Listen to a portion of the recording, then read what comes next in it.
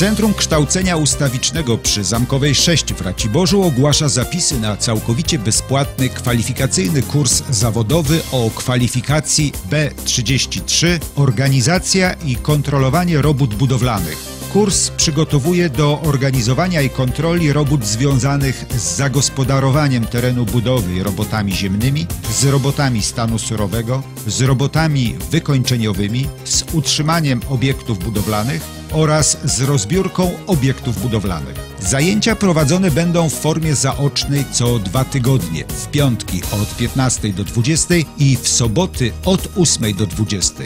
Kurs kończy się egzaminem zewnętrznym w siedzibie CKU.